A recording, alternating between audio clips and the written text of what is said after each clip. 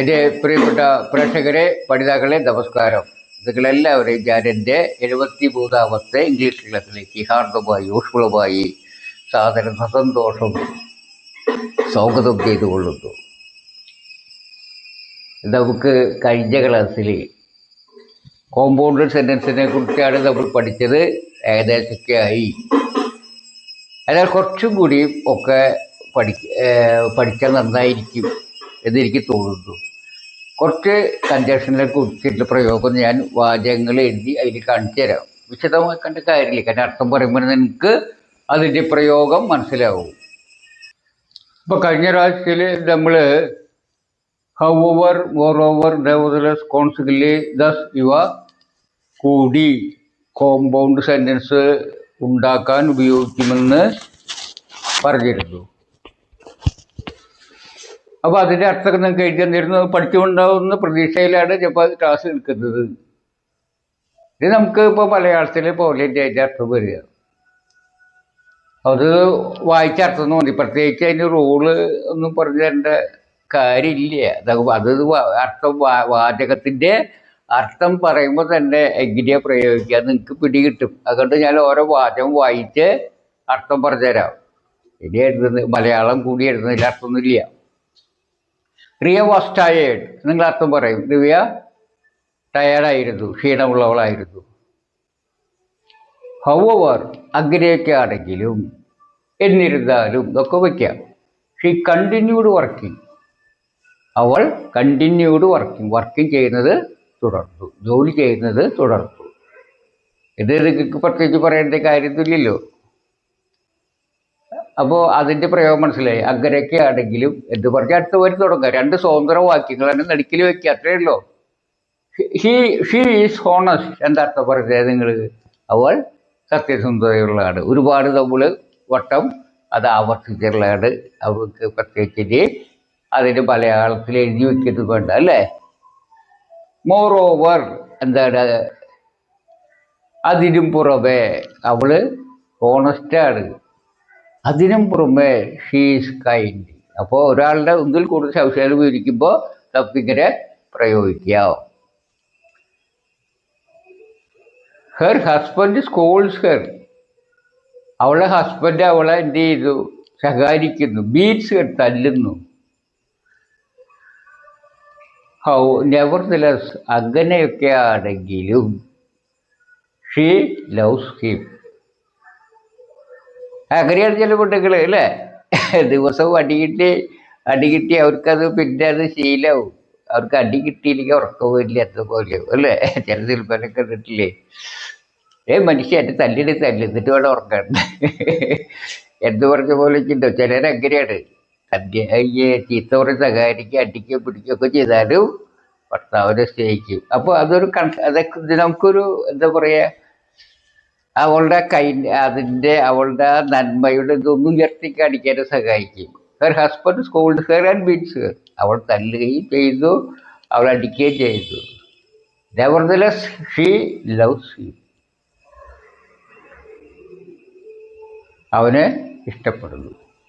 Tom ignore the warning, Tom warning encourage ചെയ്തു. എന്താണ് ഇൻകറേജ് ചെയ്തത്? വാണിംഗ്. അവൻ അത് അവഗണിച്ചു, മുന്നറിയിപ്പ് അവഗണിച്ചു.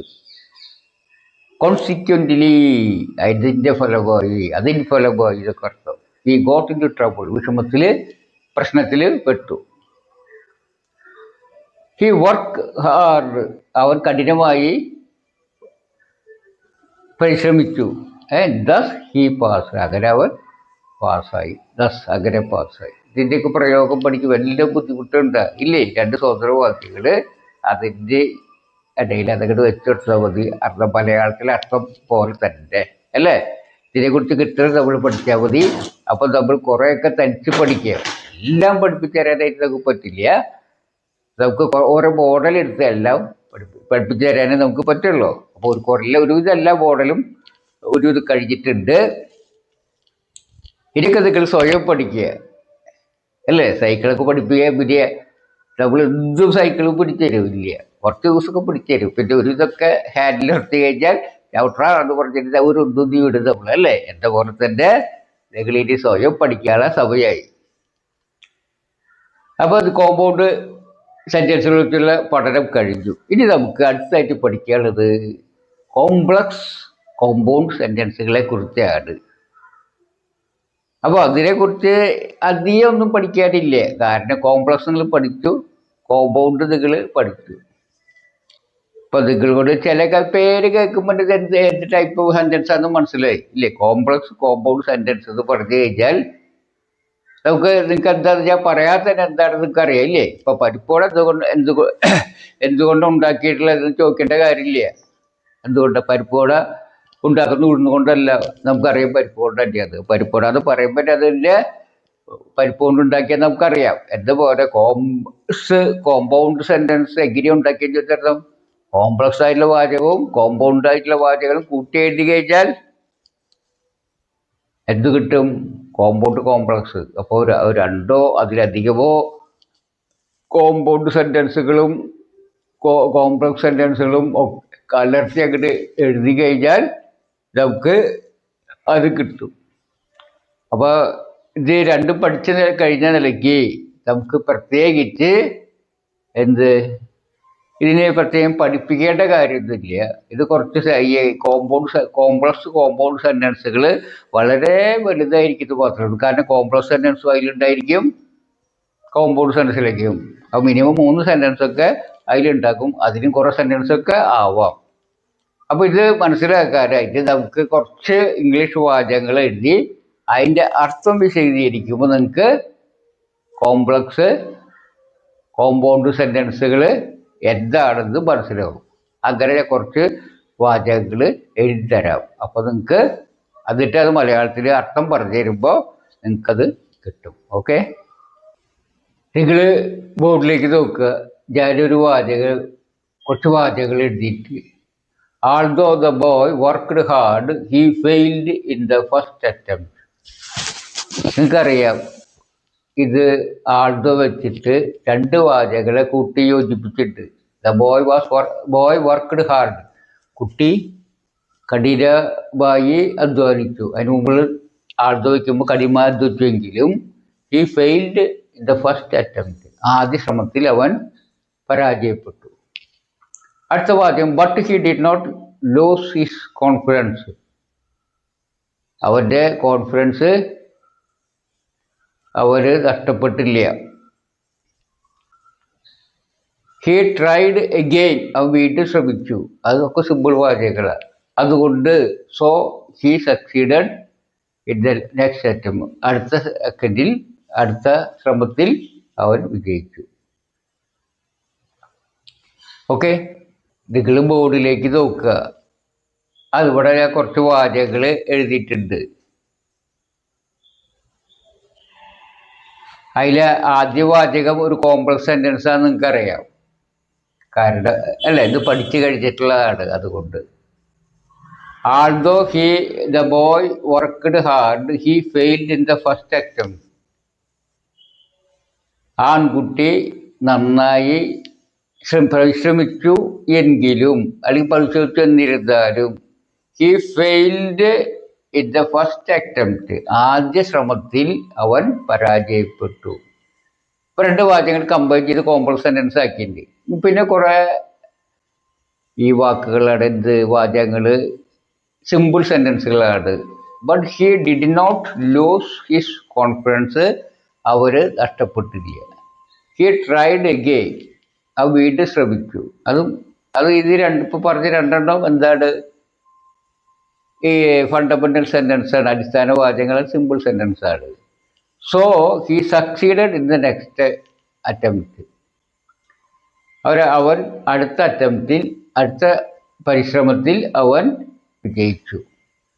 അപ്പോൾ ഒരു കോംപ്ലക്സ് സെൻറ്റൻസും പിന്നെ കുറേ 1, 2, 3, 4 സിമ്പിൾ സെൻറ്റൻസാണ് അതിലുള്ളത് എന്ന് നിങ്ങൾക്കറിയാം. ഇനി നമുക്ക് ഇതെല്ലാം യോജിപ്പിക്കുകയാണെങ്കിൽ നമുക്കൊരു കോംപ്ലക്സ് സെൻറ്റൻസും പിന്നെ മറ്റേ കൂട്ടിച്ചേർക്കുമ്പോൾ കോമ്പൗണ്ട് സെൻറ്റൻസുകളും കൂട്ടിച്ചേർക്കുമ്പോൾ ഒരു കോംപ്ലക്സ് കോമ്പൗണ്ട് സെന്റൻസ് ആയിത്തീരും അല്ലേ. അപ്പൊ ഇതിൽ നമുക്ക് ഇത് ഇവിടെ നിൽക്കട്ടെ. But he did not lose confidence എന്നുള്ളതും ഹി ട്രൈഡ് അഗെയിൻ, എന്നാൽ അവൻ ആത്മവിശ്വാസം നഷ്ടപ്പെടാതിരിക്കുകയും അവൻ രണ്ടാമത് ശ്രമിക്കുകയും ചെയ്തു എന്ന് നമുക്ക് കൂട്ടിച്ചേർക്കാലോ അല്ലേ. അവൻ്റെ കോൺഫിഡൻസ് അവനെ നഷ്ടപ്പെടുത്താതിരിക്കുകയും അവൻ രണ്ടാമത് ശ്രമിക്കുകയും ചെയ്തു എന്ന് എഴുതി കഴിഞ്ഞാൽ ഇതെന്താ ചോദിച്ചില്ലേ, രണ്ടെണ്ണം കൂടിയിട്ട് അതെങ്ങനെ രണ്ടും കൂടിയിട്ടില്ലേ. നഷ്ടപ്പെടാതിരിക്കുകയും രണ്ടാമത് ശ്രമിക്കുകയും ചെയ്തു എന്ന് പറഞ്ഞാൽ ഈ രണ്ട് വാചകങ്ങൾ ആൻഡ് വെച്ച് യോജിപ്പിക്കുക. അപ്പോൾ നടുക്കിൽ ആൻഡ് വെച്ചാൽ മതി അല്ലേ. അപ്പൊ ഇതിവിടെ എന്ത് വെച്ചാൽ മതി, ആൻഡ് വെച്ചാൽ മതി. അപ്പൊ എന്തായി, ഈ രണ്ടും യോജിച്ചു. അപ്പോൾ ഇതിലൊന്ന് ചെറുതാക്കണത് അല്ലേ, ചെറിയ അക്ഷരം ആക്കിയാൽ മതി.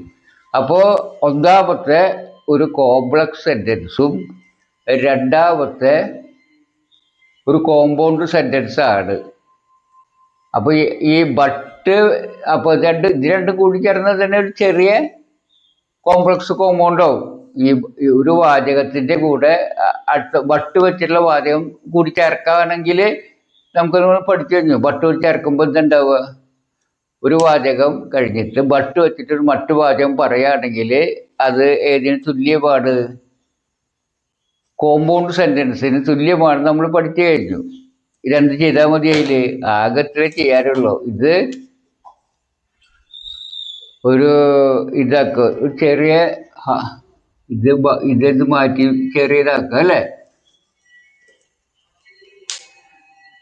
അവ കഠിനമായി അധ്വാനിച്ചുവെങ്കിലും ആദ്യ ശ്രമത്തിൽ പരാജയപ്പെട്ടു. പക്ഷേ അവൻ ആത്മവിശ്വാസം നഷ്ടപ്പെടുത്താതിരിക്കുകയും രണ്ടാം ശ്രമിക്കുകയും ചെയ്തു എന്ന ഈ രണ്ട് വാചകങ്ങളും കൂട്ടിച്ചേർന്നു. അപ്പോൾ കോമ്പൗണ്ട് സെന്റൻസുകളും ഈ രണ്ടാമത്തെ കോമ്പൗണ്ട് സെന്റൻസും ആദ്യത്തെ കോമ്പൗണ്ട് സെന്റൻസും കൂടിയപ്പോൾ എന്തായത്, അതൊരു കോംപ്ലക്സ് സെന്റൻസായി മാറിക്കഴിഞ്ഞു. നമ്മൾ പറയാം സോ വെച്ചിട്ടുള്ള വാചകം നമുക്ക് അതിനോട് കൂടി കൂട്ടാം അല്ലേ. നമ്മൾ അത് അപ്പോൾ ഇതൊരു സെമിക്കോളൻ മതി. അത് നമ്മൾ പഠിച്ചിട്ടുണ്ട് അല്ലേ. ഈ രണ്ടാമത് ഇങ്ങനെ കോൺഫിഡൻസ് നഷ്ടപ്പെടുത്താതെ പഠിച്ചു അല്ലേ. അതിന് ഫലമായി സോ, അതുകൊണ്ട് അതിന് ഫലമായിട്ടുള്ള വാചകത്തിന്റെ കൂടിയാണ് സോ വയ്ക്കാതെ നമ്മൾ കഴിഞ്ഞ ക്ലാസ്സിൽ പഠിക്കുകയും ചെയ്തു. അപ്പോൾ ഈ വാചകങ്ങളെല്ലാം കൂടിച്ചേർന്നു. Although the boy worked hard, he failed in the first attempt, but he did not lose confidence and he tried again. So he succeeded in the next attempt. അപ്പോൾ അതെന്തായി, അവൻ കഠിനമായി അധ്വാനിച്ചെങ്കിലും രാജ്യശ്രമത്തിൽ പരാജയപ്പെട്ടു. പക്ഷേ അവൻ ആത്മവിശ്വാസം നഷ്ടപ്പെടുത്താതെ വീണ്ടും ശ്രമിക്കുകയും അതിന് ഫലമായി അവൻ അടുത്ത അറ്റംപ്റ്റിൽ വിജയിക്കുകയും ചെയ്തു എന്ന് പറയുമ്പോൾ എന്തായാലും ഒറ്റ വാചകമായിട്ട് ഞാൻ പറഞ്ഞില്ലേ. അപ്പൊ അതിലെന്തൊക്കെയുണ്ട്, കോംപ്ലക്സ് സെന്റൻസ് ആദ്യമുണ്ട്, പിന്നെ വരുന്നതൊക്കെ കോമ്പൗണ്ട് സെന്റൻസുകളാണ്. അവയെല്ലാം ചേർന്നപ്പോൾ എന്തായി, കോംപ്ലക്സ് കോമ്പൗണ്ട് സെന്റൻസായി. ഇതുപോലെ വളരെ നീളമുള്ള എഴുതാം. അപ്പോൾ ഇതിൽ എഴുതുന്നതിൽ അത്ര വലിയ കഥ ഇതിൽ വേണമെങ്കിൽ ഒരു എക്സാമ്പിൾ കൂടിയൊക്കെ ഞാൻ കാണിച്ച് തരാം. ഓക്കെ, നമ്മൾ ഇത് നോക്കുക, ബോർഡിലേക്ക് നോക്കുമ്പോൾ കുറച്ച് വാചകങ്ങൾ കാണാണ്ട് അല്ലേ. Raj invited both his friend and his wife. Raj അവൻ്റെ കൂട്ടുകാരനെയും ഭാര്യയെയും ക്ഷണിച്ചു അല്ലേ. അപ്പോൾ അവൻ്റെ കൂട്ടുകാരൻ അവൻ്റെ ഭാര്യ രണ്ടു പേരെയും രാജ് ഇൻവൈറ്റ് ചെയ്തു. നമുക്കറിയാം ഇതൊരു കോമ്പൗണ്ട് സെന്റൻസ് ആണ്, നമ്മൾ പഠിച്ചു കഴിഞ്ഞു. ഈ രണ്ട് വാചകങ്ങളെ യോജിക്കുമ്പോൾ ആവർത്തിക്കുന്ന ഭാഗം ഒഴിവാക്കുമ്പോൾ ഇങ്ങനെ വരുന്നതാണ്. അടുത്തത്, so he expected that not only his friend but also his wife would attend the function. Not only his friend but also his wife നമ്മൾ പഠിച്ചതാണ്.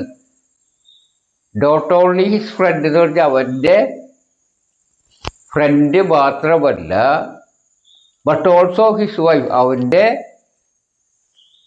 ഭാര്യയും കൂടി മാത്രം. അപ്പോൾ അവൻ്റെ സുഹൃത്ത് മാത്രമല്ല, അവൻ്റെ ഭാര്യയും കൂടി എന്നാണ് അതിന് സബ്ജക്റ്റ്. പിന്നെ വുഡ് അറ്റൻഡ് ചെയ്യും എന്നത് ഫങ്ഷൻ. അതാണ് നോട്ട് ഓൺലി തൊട്ട് ഇവിടെ വരെയുള്ള അർത്ഥം. എന്താണ് നോട്ട് ഓൺലി തൊട്ട് ഈ പച്ച അവസാനിക്കുന്ന വരെയുള്ള അർത്ഥം എന്താണ്? അവൻ്റെ സുഹൃത്തിൻ്റെ സുഹൃത്ത് മാത്രമല്ല അവൻ്റെ ഭാര്യയും കൂടി ഫങ്ഷൻ അറ്റൻഡ് ചെയ്യും.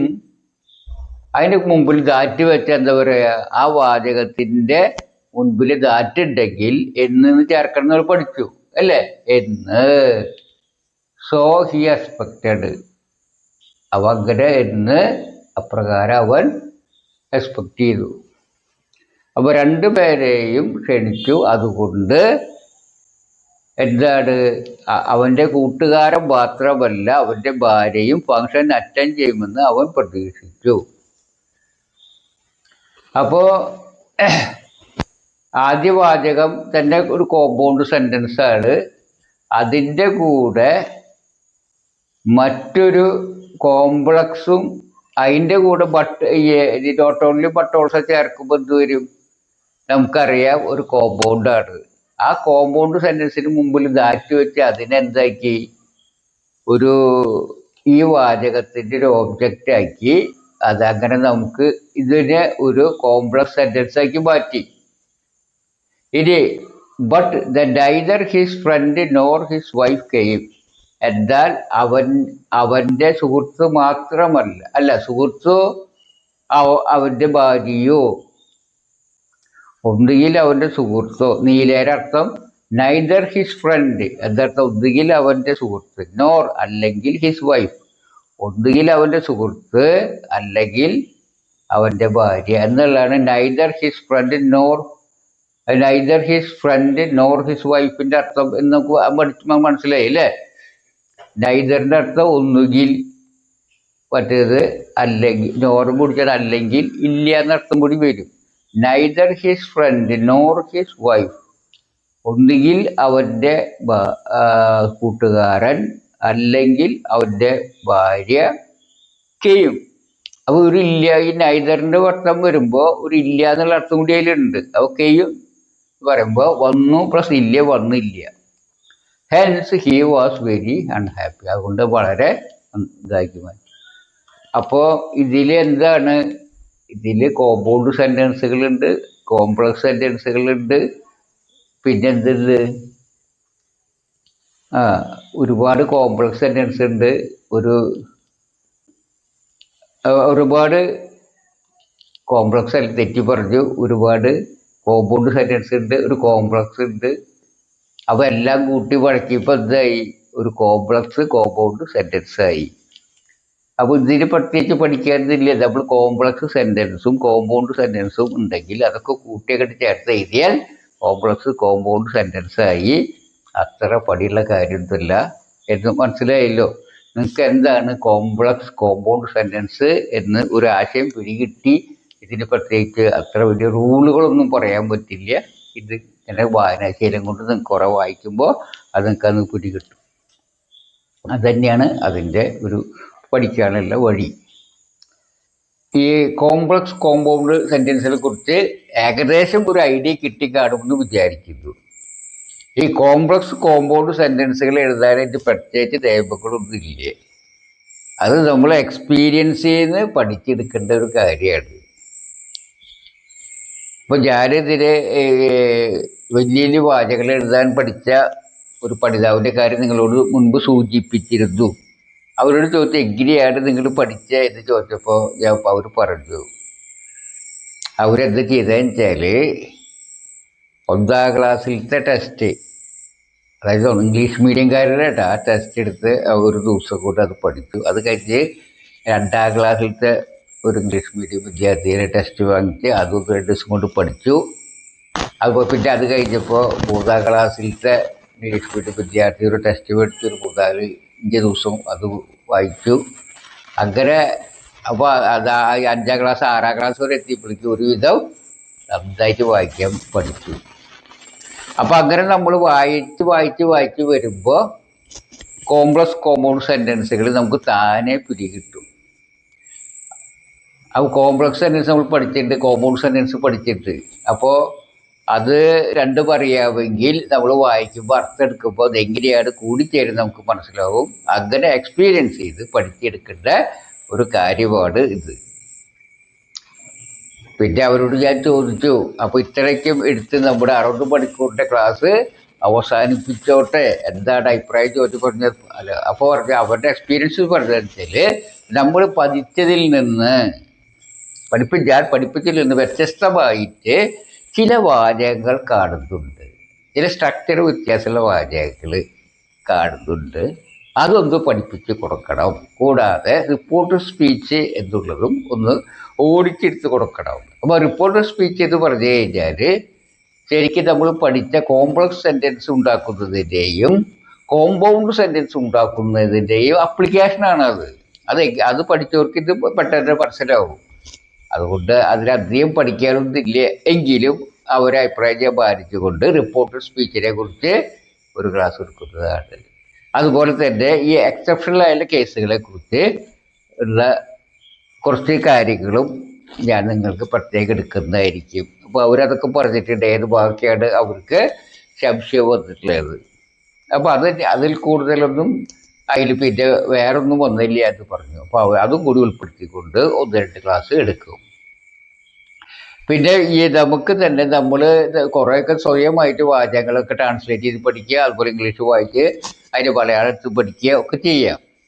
അങ്ങനെ ചെയ്യുമ്പോൾ ചിലപ്പോൾ ചില വാചകങ്ങളുടെ അർത്ഥം നമുക്ക് കിട്ടാതെ വരും. ചിലപ്പോൾ നമ്മൾ ട്രാൻസ്ലേറ്റ് ചെയ്ത് ശരിയാണോ എന്ന് സംശയം വരും നമുക്ക്. അപ്പോൾ ചോദിക്കാനൊക്കെ ആളൊക്കെ വേണം. അപ്പോൾ അത്തരം കേസുകളിൽ നമ്മൾ ഇന്നത്തെ കാലത്ത് അങ്ങനെ ഒരു അധ്യാപകൻ്റെ ആവശ്യമൊന്നും ഇല്ലാത്ത കാലമായി. കാരണം ഏറ്റവും നല്ല അധ്യാപകനായിട്ട് വർത്തിക്കുന്ന കുറേ സോഫ്റ്റ്വെയറുകൾ, അതായത് AI സോഫ്റ്റ്വെയറുണ്ട്. അപ്പോൾ ആർട്ടിഫിഷ്യൽ ഇൻ്റലിജൻസ് സഹായത്തോടെ, അതായത് ജെമിനി, എന്താണ് പറയുക, ChatGPT പോലുള്ളവ ഇവിടെ സഹായം തേടുകയാണെങ്കിൽ നമുക്ക് ഇതൊക്കെ പഠിച്ചെടുക്കാൻ എളുപ്പത്തിലാകും. അപ്പോൾ AI ഉപയോഗിച്ച് എങ്ങനെ നമ്മൾ ഇംഗ്ലീഷ് മെച്ചപ്പെടുത്താം, എങ്ങനെ നമ്മൾ എഴുതിയ വാചകങ്ങൾ തെറ്റിദ്ധരുത്താം, അല്ലെങ്കിൽ ഒരു വാചകത്തിൻ്റെ അർത്ഥം കിട്ടിയില്ല എങ്ങനെ അത് കൃത്യമായിട്ട് എടുക്കാതെ നമുക്ക് മനസ്സിലാക്കാനൊക്കെ AIയുടെ സഹായം നമുക്ക് തേടാം. അപ്പോൾ ചെറുതായിട്ട് അത് ഉപയോഗിക്കാൻ അറിയാത്തവർക്കായിട്ട് വേണമെങ്കിൽ ഒരു AIയുടെ ക്ലാസ് വയ്ക്കാം. കൂടാതെ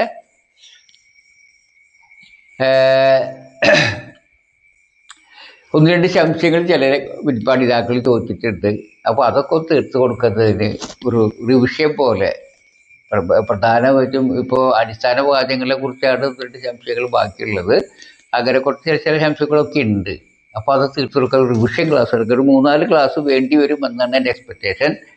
അപ്പോൾ അത് കഴിഞ്ഞാൽ നമ്മുടെ ഈ കോഴ്സ് ഏകദേശം അവസാനിക്കുന്നതായിരിക്കും. അപ്പോൾ ഇത്രയും പഠിച്ചു കഴിഞ്ഞാൽ സ്വന്തമായിട്ട് വാചകം എഴുതാനും അതുപോലെ തന്നെ വായിച്ച് മനസ്സിലാക്കാനും അത്യാവശ്യം സംസാരിക്കാനും എല്ലാം കിട്ടും.